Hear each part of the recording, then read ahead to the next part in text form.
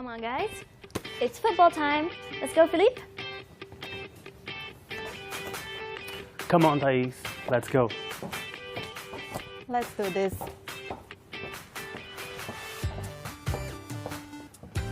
Hey, guys. Hey, Welcome. hello. Welcome to our studio right now. Hello, everybody, and welcome back to The Hype, where minds collide and ideas amplify. But I assume today balls are colliding and friendships are being remade and amplifying. Welcome, everybody, to our episode. We are coming to you live from Beijing right now. We are streaming on various platforms, including CGTN's Facebook, YouTube, X, and Chinese platforms of WeChat, Weibo, and of course, CGTN's official platform. We are joined by two phenomenal guests today, mostly because we are celebrating 2024, which is the 50th anniversary of China and Brazil relations. So, since we have so many footballs in the room, obviously we're not only going to be talking about football, but the relationship between China and Brazil. So, guys, please say hello to our audience. Hello, people. Hello. Thanks, Myrna, for having us here. Yes. And let's have a small self-intro so our audience can get to know you. Thais, you go first. Oh, sure. Well, my name is Thais Bahia. I'm a Brazilian corporate lawyer. I have been working with Chinese investors in Brazil over the 12 years, and I'm really active in the Brazilian Bar Association. We have a coordination for Brazil-China relations, and I'm also a PhD candidate at Peking University. Phenomenal. I'm Felipe Porto, Brazilian also. I'm a scholar of international relations and also an editor at the Portuguese version of China Today, China Hoje magazine, from the Center of the Americas of China International Communications Group. And my relationship with China goes back to 20 years ago. 20 years ago, Yeah, wow. Well, yeah. speaking, hearing your self-intro, I can already see your story with China is really deep. So, I would love to ask you guys in one word. Today is the 50th anniversary of China-Brazil. What's the mood like? Tell me. How does that feel to be in China right now, celebrating 50 years? Consistent, I think. Oh, excitement. Excitement. Yeah. Especially about the future. Yeah. Phenomenal, phenomenal. Well, since you guys can see our studio today, it's all about different types of football. As you can see, Philippe had some phenomenal tricks in the beginning. We all said hello with a new, unique way. But mostly, we also want to ask the question, when we talk about Brazil, what do we think about? Samba, beef, but a lot of people, the first answer is football, isn't it? So we do want to ask our audience, and you guys, what is the appeal of football? We have some street interviews asking people in Brazil and in China, what is the appeal of football? Why do you love it so much? Let's hear from our audience.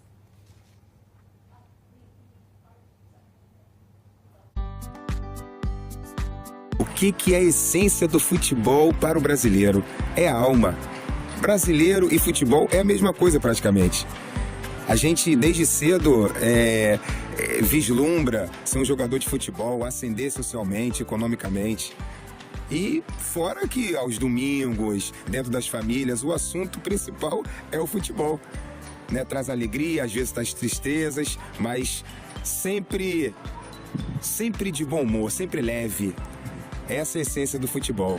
Essa é a essência do brasileiro. A game that requires nothing to be able to enjoy. So if you have a ball, you can play it anywhere in the street, and you don't even need a ball. You could just have something that's shaped like a ball, but you decide two things, and that's your goal. So you can have 2 people, 3 people, 10 people, 20 people. You know, you can really have a free for all. It's just a game that anybody can really pick up very easily. But I think it's the unpredictable nature of this sport, and when you are watching the matches, you can always keep you on the edge of the seat because you are never going to know what's going to happen next. So it'll give you a roller coaster of emotions. Eu acho que a magia do futebol é aquele momento onde você está assistindo o seu time jogar e muitas das vezes seu time é inferior ao time adversário, mas com muita dedicação, muita técnica, muito empenho, trabalho em equipe, o time que é inferior consegue sair com a vitória. 我是门将位置，然后就每一次从我开始发起，把球踢出来，然后到大家组织往前攻，然后进球这一刻，其实我是很享受的。那就是我没踢了，然后我在看的过程中呢，其实我就是很喜欢那个进和不进，就射门那一瞬间的那个不确定性啊，就是那一刻呢，会有那种肾上腺素飙升的那种感觉啊。Que é a magia do futebol brasileiro? Boa pergunta. A magia do futebol brasileiro o drible 就看足球赛呢，可以他们两队之间的一些竞技啊，一些技巧啊，很具有观赏性，我比较喜欢。 All right, thank you so much to all the guests that answered the questions. Some amazing perspectives we've heard, and a lot of answers really hit to the heart of why people love Brazilian football. But I'd love to begin and ask you guys, where does the love for football come from for Brazilians? Who would like to go first? Well, I can start from a very personal perspective. Since I was a kid, since I remember myself, I was human. Because I come from a family, a very big family with 8 cousins, all men. 8 cousins. And the first gift we used to get as birthday or Christmas, whatever, it was a football ball. And I remember my uncle bringing a football shirt from Rio club, which is Flamengo, the red and black shirt. And since we were 8, we could form already a football club inside the family. So that's the appeal. And also I think it comes from widening a bit the perspective from the simplicity, the universality, because it's just a ball, people playing, and the field. So everybody can play, no matter if you are rich and poor. Everybody gathers together in that spirit just to go and play. Philippe, you said something, but I'm going to stop you right there because you said family. I do know some of your family members are watching us today, right? Do you want to say hello to them through our camera? Hi, hello, Philippe's family. We're all saying hi to them, and we miss them. Hopefully they'll come and visit us again in China. We'll probably see the family football team coming. Maybe one day. Can be. Yeah. Can be. Okay, please continue.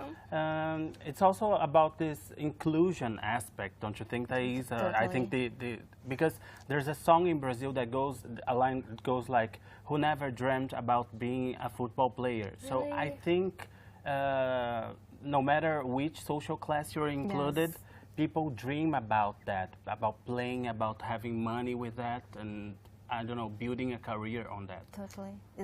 What Philippe just mentioned about the socioeconomic context, because if you compare, for example, the impact of football in Brazil in comparison to other countries, for Brazil, it's good to do this disclaimer, is a rich country. We are the 9th greatest economy in the world, but our Gini coefficient is really high. It means that it's a really unbalanced country. So we have one of the biggest concentration of poor people and also rich people. So especially for the poor population in Brazil, football means hope. And as Felipe mentioned, it's really accessible because it's different from other sports, for example, golf, fencing, and sailing, where the first barrier is definitely the really expensive equipment. Yeah. Football, you know, like in the really early ages, these kids in favelas, in the Brazilian slums, they just can improvise. The goal stops. They can just make it with their shoes. They can just play with balls made out of socks, and it's really accessible. And for us, it's more than just technique and competition and you know, like a sport. For these kids in the first age, it's just about a couple minutes or hours in their days that they can escape from a really harsh reality in terms of socioeconomic context. So football for us is definitely like it's art, it's culture, it's passion. Absolutely. And DNA. And we can definitely see it from the Brazilian players when they're on the field. Like, you can see the passion and the love in it. Well, let me tell you, since, as we know, we have a lot of phenomenal Brazilian football players, when we say Brazil, like you said, in China, when people say Brazil, a lot of people just go like, football. Maybe that's the first thing that pops into their mind. Has that happened to you when you were in China? Like, whether or not you play football, you say, I'm Brazilian. They're like, oh, football. It happens every day. Really? For example, when I get a Didi, which is the equivalent of Uber here in China, or a taxi, people, the Chinese usually come to me, where are you from? And then I say, I'm Brazilian. The first thing they will mention is football. Ronaldo, Neymar. And they know how to spell the Brazilian icons. Yeah. Like Ronaldo, Ronaldinho, right? And then Love I say, Ronaldinho. Neymar.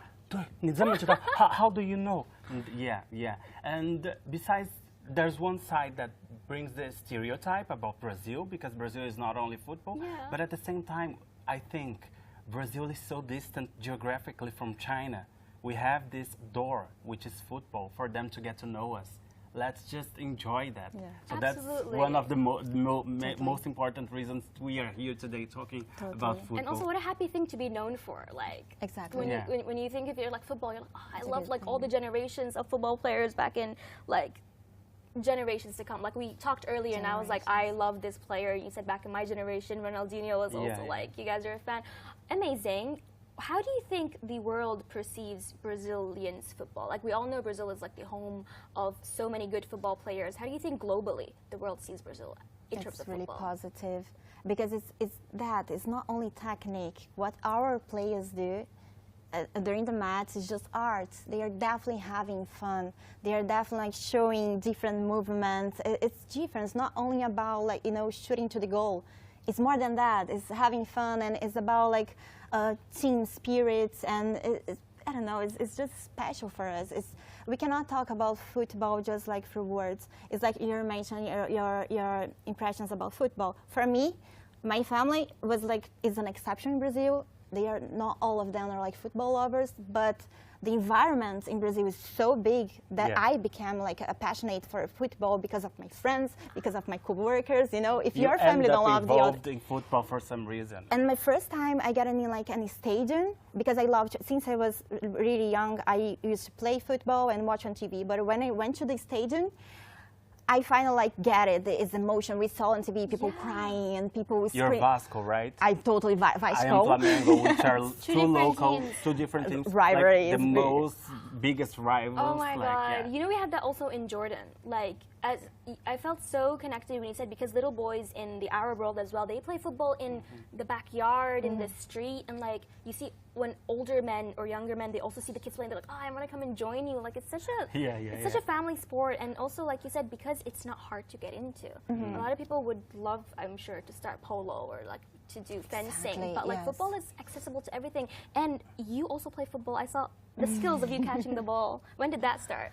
Oh, at school, especially PA classes, these kind of things, it's really common in Brazil. And because you have the influence, if you don't have the influence of family in Brazil, like me, as an exception, you would definitely have from your friends and outside, like at school It and other happens like communities. that. Mine started with family, but it Yeah. also goes to school when you're Yeah, having schools. the classes. You learn all sports like basketball, volleyball, handball, football. So you will get to learn. Or if you're Absolutely. in the work environment, if it's World Cup or some very You need special to. match, you will leave your job early, so you end up loving football. Yeah. I Sometimes do it's know holiday when Brazil is It's playing. it's holiday. holiday. It's holiday. Nobody works. Everybody goes happy hour, and that's Even the for thing. work, like as a mergers and acquisition lawyer, like at law firms, before we start our meetings, we talk to our clients. We need to talk about like football. Like haven't watched like the last match this Sunday. It's something like to break the ice. Yeah. And if you don't know this, you don't belong. You don't feel like included. It's just natural. It's natural. How It's many, how natural. many friendships are made bonding over football, right? Oh, Totally. Countless. Totally. I'm sure, like, I mean, I've seen a lot of situations happen in front of me. Like, they're not even that familiar, but they're watching a show together, or like the game, and then they talk about the game yesterday. Yes. It's like they know each other for like a long time. Their favorite player. I love that. I love that. Well, since you mentioned the beauty and the art of Brazil in terms of football, how can you think other countries can like learn from how Brazilians are included in football and the artistry and starting young? Give us some aspects or advice about what the world can learn from Brazilian football. Who'd like to start first? Thais mentioned something very interesting about the kids in the slums, which is improvising. Improvising for survival, for having fun, for being something in life, being somebody in life. And I believe that applies to the player as well, because he brings not only his discipline, not only his talent, but also his irreverence. Definitely. What we call the Brazilian way. He brings it to the field. So that's what makes a big Brazilian football a big wave. Like these big names getting to be known all over the world. Don't you think, Thais? Totally. It's for example like dance and music. You have the techniques. You need to follow certain rules and stuff, but you need to feel it. It's also about Definitely. emotion, like the human parts, this belonging, this. But you have your community. It's how you build our identity. So it's much more complex. There's practicing, repeating, and following some rules, you need to feel it. You need to, be passionate. Passion. I think passion is the most valuable lesson to learn when doing any sport or even job or language. You need to be passionate about it. Yeah. Well, in terms of football, as we know, we've seen all the balls we have right here in the studio. Your basic typical football. But I don't know if our lovely audiences saw in the beginning of my episode. Of our episode today, I was holding this ball. I wonder what is that? You were, what is this? Does this look like a football? Does it look like an American football? What does it look like? It looks like. Actually, but it doesn't have those shape is It's resembling a lot of things, but actually, dear friends, this is called Suju, which is the original football, which originated in Suzhou, Zibo, China, during the Warring State period. So, Philippe, I feel like you know a bit about this right now. I know, but I didn't know. You've never seen it face to face. No, I thought that the ball was like this one. You didn't pay attention to it. Yeah. Suju is like, it has a very good ancient story, but it's like our Brazilian embaixadinha, which is the kick-ups. The kick-ups. And then I saw some, but I never imagined that it would be like this. It looks like this. And in 2006, it was actually introduced to the world, in 2006, actually, UNESCO named it as an intangible cultural heritage of China. I wonder how they do. Oh, okay. Back in the day, as you can see, it started from feathers and different types, and then right now, thousands of years later, we have the origin of football, which I've seen actually evident in documentaries of saying the origins of football come from China back in the Warring States. But good surprise! I didn't see it coming. I'm sure a lot of people watching the beginning of the live is like, "What is she holding?" It doesn't look like your natural football, the one you kick. But this is Suju, which we call a Chinese football. I feel like if you want to purchase this right now, it needs to come with that thing under it to be like. Oh, okay. Back in the day, it looks like that. I was looking, I thought it was a coconut or something. Yeah, it's like coconut. So we have two lovely friends who I've heard you speak Chinese. I know you have a long story with China. Tell me, how has it been, and what is the story of bringing you to China? Who would like to go first? Oh, that's a good one. You go first. I don't even know where to start. Yes. You can sense the long stories. Oh, for me, everything starts because my first internship in 2012, before I graduated from law school, I always was passionate about studying different language, and in that time, I heard people not only in the journals but my friends, family. Oh, by the way, why don't you learn Mandarin, Chinese? Because Chinese is the future. So I just gave it a try, and I would never imagine that this simple decision would change my whole life, because now I'm here. It was just to put in the CV, to be more competitive in the markets. But then because of this decision, because the way the Chinese language is organized, don't have an alphabet, you need to memorize, and you have the ideograms, it's impossible not to dive in to the history, the culture. Yes. So during this process, I was just passionate. I was reading more about China. It wasn't just about business. It was much more than that. And little by little, through the years, all my friends, I would say 90% of my friends, they're somehow related to China. They lived in China. They're still living here. Everything was connected. I found a think tank in Brazil about that. I have a company focused on Brazil-China relations. I'm really active in the Brazilian Bar Association in this regard. So my life is just talking about Brazil-China relations, and as you're talking right now, it's about passion, and I'm really passionate about this topic.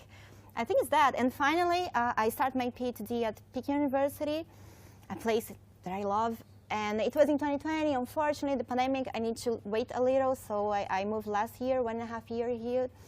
And I love this, the opportunities, the dynamic, the social dynamics, how Chinese people treat us so well, and they show respect to our culture. It's just amazing. Well, she described very well. For me, China is an addiction. The more I get of it, the more it permeates my life, my organism, and everything. I came here in the first time during the Olympics in 2008. Oh, wow. And since then, I couldn't stop coming again. Back then, they didn't even have WeChat. It was only QQ. And then it came the digital transformation, the digital payments, and all of this stuff. So in 2012, I decided to study international relations at university, at the Federal University of Rio de Janeiro. And besides I didn't want to take a normal approach like an European or United States perspective. Back then, Xi Jinping was just coming to power as president, was elected the president of China, and China was showing a lot of potential of things to do internationally that we have never seen before in the international order. And the world was sort of a mess back then. We had the Wall Street crisis, the real estate crisis, the many conflicts happening everywhere. So I decided to delimitate my studies to China. So you see, Olympics, enjoyment, and then you study, and then you come live here. And then now you're working. And now I'm working here. Different stages of your story with different China. stages. Phenomenal. Just like an addiction getting over me every day. Yeah. And just as Tai said, once you get to China, it's hard to leave because people treat you so well. Especially when they know you're Brazilian. And the food is amazing. It's hard to put into words what is Chinese food because there are so many things. And it's like an addiction. The more you get it, the more you want. Wow, it's like an addiction. I feel like I relate to you a lot, and I've heard so many friends from different countries say that as well. Like when they live here, they kind of get used to the life here. Yeah. That when they go back home, obviously it's phenomenal to see your parents and your reverse hometown. But suddenly you're like, wait, which one am I used to more? It's a reverse cultural shock for me. Reverse culture shock. Yeah, oh my yeah. gosh, Especially the digital part. Yeah. The digital part. And also, like, we've had a chat earlier, you guys said that I was asking, like, is there a big Brazilian community in China? Because I know so many already. And then meeting you guys are like, oh, I know him, I know her. Thais, I know you organize a lot of, like, get-togethers, right, for Brazilians in China. Do you enjoy those get-togethers? I love it. Thais is one of my pals, one of my best friends here. So we go out to, I don't know, drink, to celebrate, to complain when something bad happened. The good and bad moments. We have these exchanges in the community. According to estimates from the last year, it's around 5,000 Brazilians living in China. 5,000, wow. Yeah, but they are spread all over the country. Yes. In Beijing, I think, I don't know, probably a little bit less than 500. Thais knows better than me because she's part of the Brazilian Citizens Council. So Oh, wow. Yes. You have a Brazilian Citizens Council here. Yes, we just launched How here active in is it? Beijing. We organize many cultural events. Recently, we had a Festa Junina. It's a big festival in Brazil. We celebrate in June, and we organize here in Beijing. And the experience was amazing because we had the opportunity to share a bit about our culture, about our food, and it's Chinese friends. They are just, they show such like respect and interest. They really want to know more about us, like more than just the stereotypes, and it really makes us like try to organize more stuff. Especially this year, we're celebrating the 50th something anniversary. very special that the guys did. I'm sorry to interrupt. A few months ago, the state of Rio Grande do Sul in Brazil suffered a lot with floods and rains, and they raised more than 1 million in renminbi in donations. Really? Yes. In the Brazilian community, we organize events. We have a Brazilian party. Oh, also, phenomenal. we have restaurants, people who donate from our community, and we organize these kind of activities. So, like the money from the tickets, we donate direct to this action, and it's a really good opportunity to get together. By the way, thanks to everybody who donated. Chinese, everybody. That is amazing. Thank you very much. Awesome, phenomenal. All right, so we have talked about passion. You've talked about your stories here with China. We have talked about this specifically, the suju, which I feel like I'm taking this home later because I just want to go to the street. Like, do you know what this is? You know what this is? Right? It gives a nice. It gives a nice icebreaker. Box like, pop. hey, what is this? Yeah. Speaking of, I wanted to fall back on when Thais caught the ball earlier. I was like, yes, girl, catch that ball. Phenomenal. Tell me, is there a rise these years as women playing in football? Tell me, I do know you have a lot of input in that field about women in football and the rise these years. How is the world perceiving it? And from your own perspective as playing football, what do you think can be done in the future? It's a really good question because, of course, we have, like I mentioned, I had like PE classes in Brazil when I played football. But actually, I think it's changing for the generations. But talking about my generations and the older generations, it still have like a lot of like stereotype. It is still a male environment. People perceive this as a male sport. For example, even in PE classes in Brazil, it's really common to teachers. Now it's changing, but in my time, back to my time, they changed. Like girls, they play handball or volleyball. Guys, they play football. So sometimes I had the opportunity, but always I need to, beg to my teacher, I love football, let me play, So because they have this perception, girls, they're better at other sports, and it's not true. There's no biological studies proving this. It's just social construction. And we have a new generation, I think Gen Z, they're criticizing more these kind of patriarchal structures, but I think we have a really good tool nowadays also, social media. So, because, for example, we have Marta, the greatest of all time, the GOAT, playing football. Cannot agree more.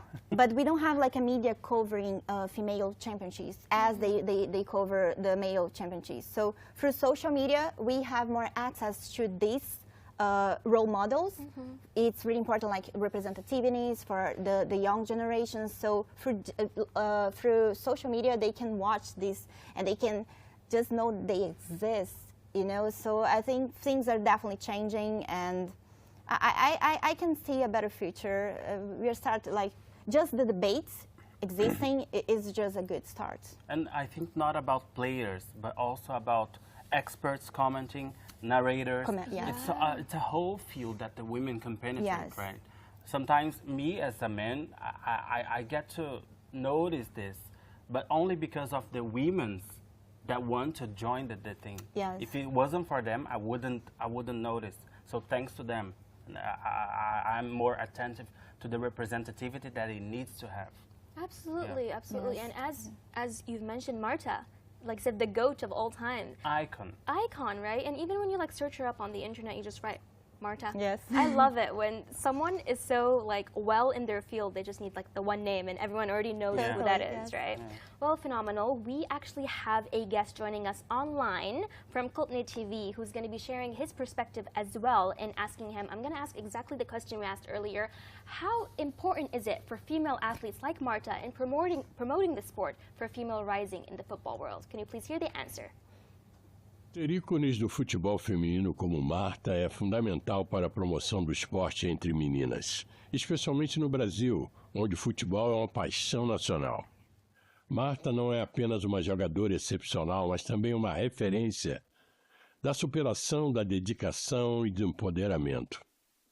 Sua trajetória inspira muitos jovens a sonhar, a acreditar que podem seguir seus objetivos, independentemente das barreiras sociais e de gênero.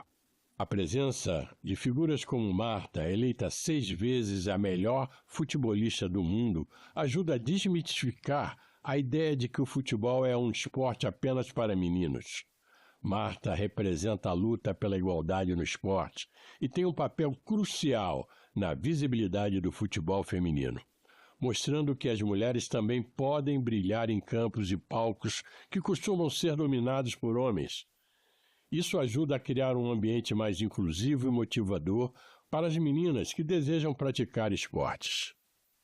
Além disso, com uma atleta tão reconhecida internacionalmente como Marta, o futebol feminino ganha mídia e atenção, o que pode resultar em mais investimentos, patrocínios e oportunidades para outras jogadoras. Isso cria um ciclo positivo que não só promove o esporte, mas também traz mais visibilidade e reconhecimento para as atletas. Em resumo, ícones como Marta são essenciais, pois não só inspiram a próxima geração de jogadoras, mas também ajudam a mudar a percepção cultural sobre o futebol feminino, promovendo a igualdade e incentivando mais as meninas a se envolverem com o esporte. Thank you so much, Damphilo. That was a phenomenal answer you gave us. But we also have another question right now, which is, also going to ask you guys after the answer right now, which is, can Brazil and other South American countries tackle the world's impression when we talk about European football dominance? What do you think?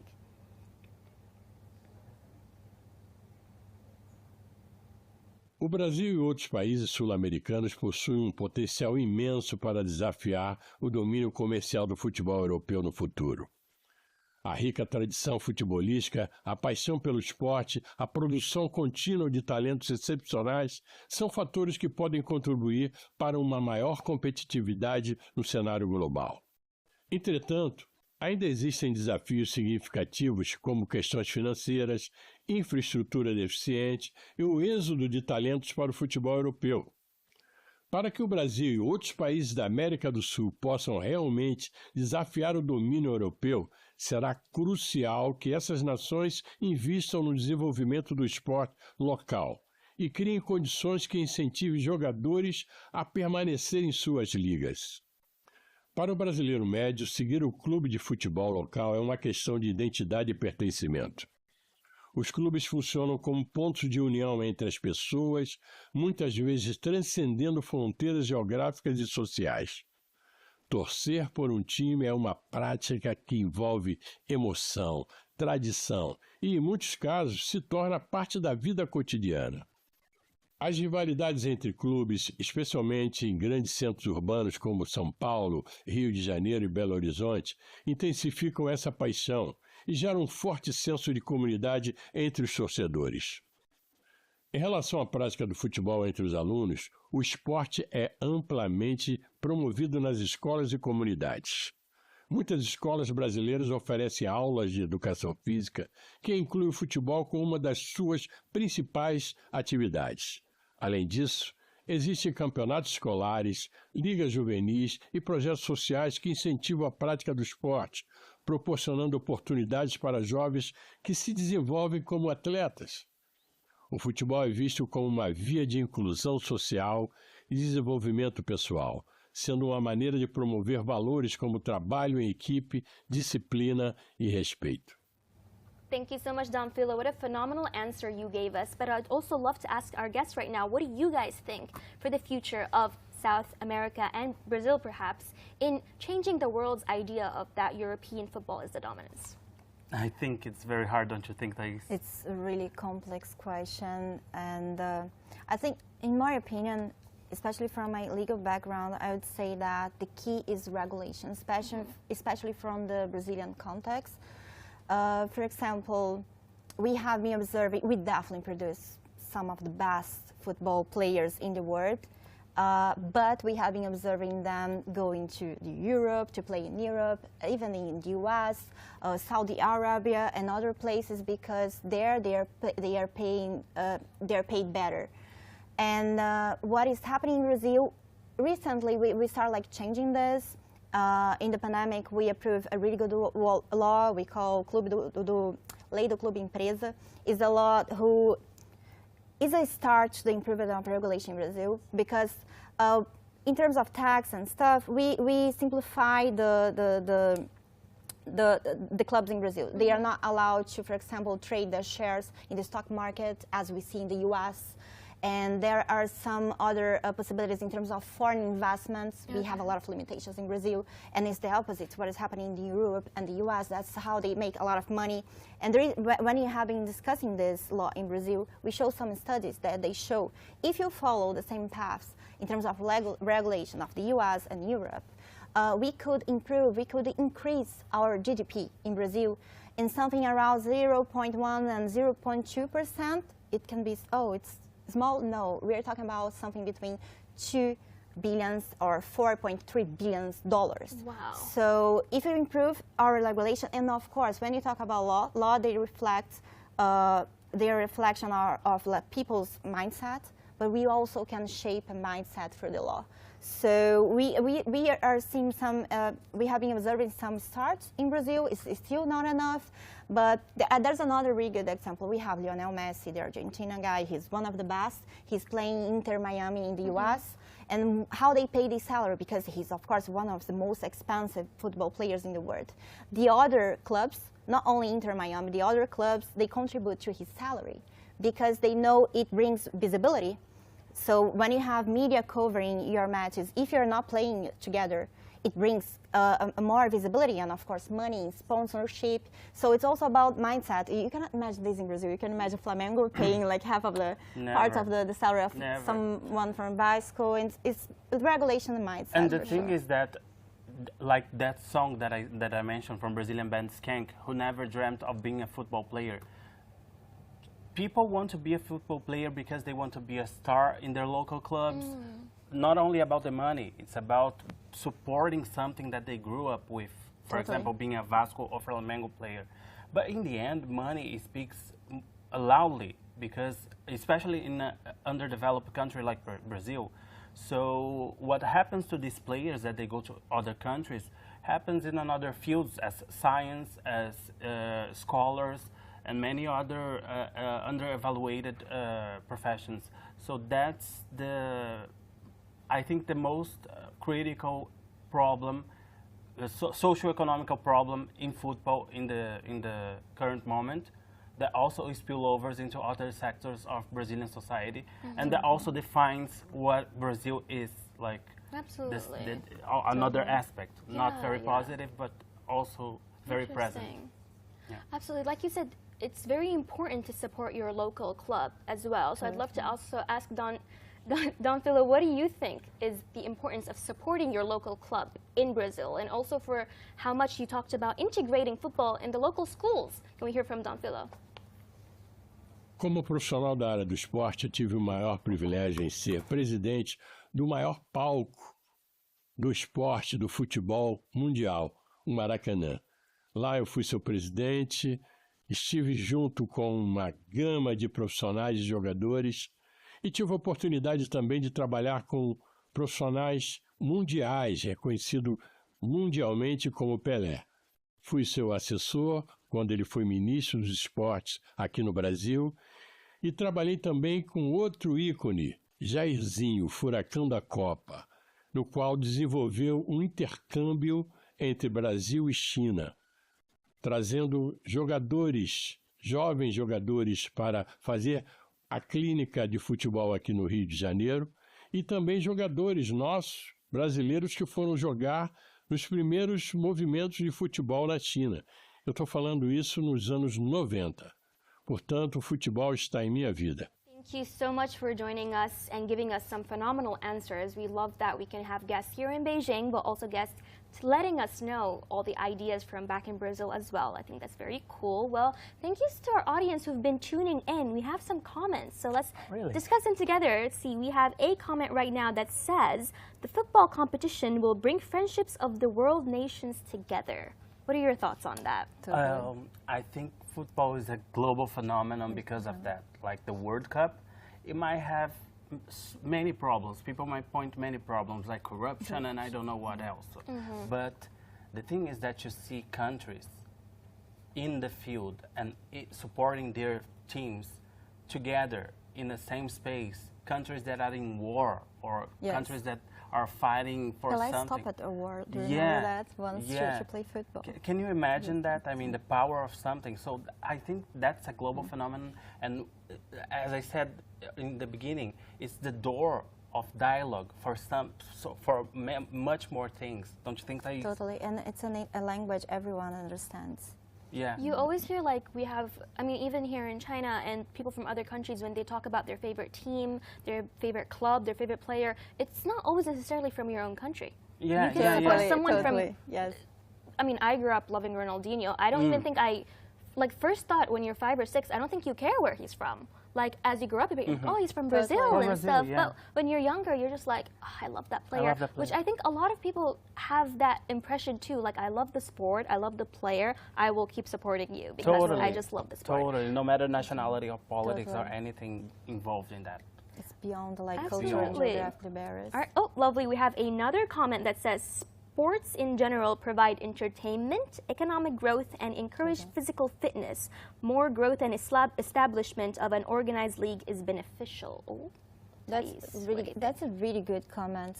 Because in my research, in my PhD, I'm focused on the education markets, comparing like bilateral relations between Brazil and China.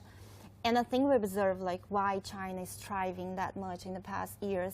I always say that in my lectures, it's definitely the key is education. It's investment in public investments in education. And when we talk about education, it's also connected to sports. And we see this in China, we see this in the US, Russia. they give scholarships to athletes, to the best students. They are good athletes. Yeah. So you need this kind of encouragement, incentives, because it's connected. And in the example of Brazil, the Brazilian slums, much of these kids, when they give interviews, they mention like football. I became a football player because when you grew up, especially if you're a black person in favelas, in Brazilian slums, we have two options. Or you become a great football player, or you go to, for example, drug dealers, or something like that. So it's about the harsh survival. reality. Yes, it's about hope and yeah. I think. I love that. It's about hope, definitely. It's about the sport, but also a sport that opens up many doors for you. And exactly. It's a tool of transformation. Both, like education and sports, are really connected in this regard. Passion and hope, something we've learned from both of you today. And we can see the passion in you guys, too. Yeah. And also, I think it's about values, because when they decide to go in this way or in that way, they're building their character, they're building discipline to be good in the sport. Yeah, okay, I don't have financial support, I don't have a scholarship or something. I'm going to do my best because, as we say, we are Brazilian and we never give up. So it's a common saying. So that summarizes a lot. I recognize myself a lot in what I said. Phenomenal, phenomenal. That's absolutely exactly what we can say, that being here and sitting with you guys, I can sense the passion and the focus that you have. Probably growing up, you all had that passion in the community as well, right? Well, since in the beginning, we've talked about, like you said, you had played football with your family, and your family perhaps were more into other sports. You mentioned family a lot, and I think family values is quite important in Brazil, but in China as well, you can see that family values are really integrated in the core of the culture. Being here, did you find any similarities in terms of values when you be, let's say, with your Chinese friend, or you see just society as a whole and you're like, that reminds me of Brazil, or that reminds me of something familiar? Did that ever happen to you guys? All the time. Many times. I think that the xiao, the Chinese xiao, we don't have... Filial piety. Yeah, filial piety. We don't have that in a philosophical way, but I see this happening every time here. Like, for example, the Chinese have to go to spend the Chinese New Year with their families. We have to go during Christmas to spend with our families. Otherwise, we do not have family. People look at us and say, this person might not have a family, this person might not. Yeah, that's something I see. And besides being two distant countries geographically, we have a lot in common. The internet culture is something that I see a lot. We make memes even in the worst situations ever. Like, for example, there was an athlete during the Olympics called Shu Zhuoyi. He looks like a science student. And then I saw many comments saying, oh, I thought he was a science student. Oh, I thought he was, I don't know, a project manager running late for a meeting. And this is basically what we do in Brazil. Like, we mock ourselves. And so, yeah, do you see any similarity between? Definitely. I think especially the way we socialize involving food. We need to eat together, Chinese people also. And when we talk about having dinner, it's not like 1 hour, 2 hours, like many hours. Just keep eating and talking and socializing. We have this definitely in Brazil too. Absolutely. And the gambê with baiju only changes for our cachaça. Wow, the cheers culture. I love love that. This is what I always love, meeting people from different countries. And like, you sit and you think like, oh, we come from different places, so you must live your life in a specific way, or you grew up in a specific way. But in the end of the day, the more you go around the world, you notice how similar people are, and how similar maybe in the ways you've grown up, in the friendships, in the heartbreaks, in the love stories, in the family relations. Like, it's so similar. And you can find someone with the exact same, I wouldn't say exact, but like with the same, I don't say experience, maybe somewhere far, far away, right? Yeah, exactly. Absolutely. Well, since we're ending this episode and we're still talking about football, let me ask you two, what is the, how important is it to win medals and to win at a game for your perspective, as you both play football as well? How important is that? Who would like to start? Thais, I remember of an episode, I don't know if you remember, of the World Cup in Brazil, where we lost for Germany. Oh, 7 goals, and we made only one. And in the other day, the most famous German player, Lucas Podolski, was wearing the Flamengo t-shirt. And I remember my uncle coming with the newspaper and this photo at home. Everybody very sad. It was a commotion, like somebody died and it's something like that. Everybody was very sad. And then he was like, look, he's wearing the shirt of our football club. And I said, oh, that's the end of the thing. It's not about winning the World Cup. We hosted, we brought a lot of people from all over the world to Brazil. And look at that, we're having exchanges.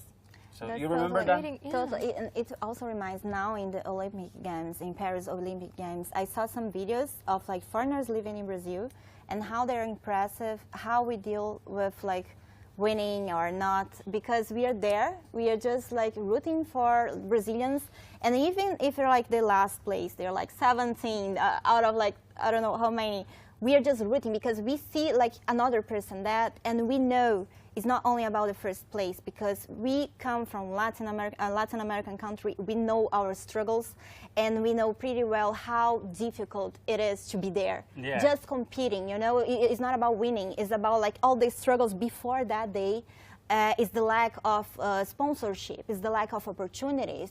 So we can see ourselves in the other Brazilian doing that, so we just go there. It doesn't matter if you lose or not. Yeah. We are proud of you, we'll try it. And it's about like all the process, as we talk about like resilience, you know, it's about like discipline, it's about being, just doing your best. Absolutely. Yeah. Exactly. And singing the national flag of Brazil in many priceless. competitions is already a motive on national pride. Really. Absolutely. Well, speaking of all this football talk, Philip, I know that we're ready for a game after the show. Oh, really? Are we? We're gonna have guys joining us. So we're ready for a game, all of us. We're going. You wanna play? You wanna play to know how to Fuji? play with this We'll ball. change our game later. We're Yeah. not gonna play football. We're gonna play Fuji later, and perhaps, I don't know. Maybe we'll create more memories then. All right. This has been phenomenal. Thank you so much for joining our episode on The Hype. Thanks for having us. We should have another like 2 hours of chat, right? Yeah, yes, totally. Well, since you're celebrating, congratulations again to China and Brazil for 50 years of bilateral relations. Yes. It's a big deal, right? Thank you so much for joining us and for listening to our conversation and for meeting Philippe and Thais. We're so happy to have you here. If you missed our episode, please tune back to CGTN on all platforms. Also, we also have a page right now called @The Hype on Facebook to catch our episode again. And thank you so much for joining us. Congratulations again for 50 years, and see you on the next episode of The Hype. Bye, guys.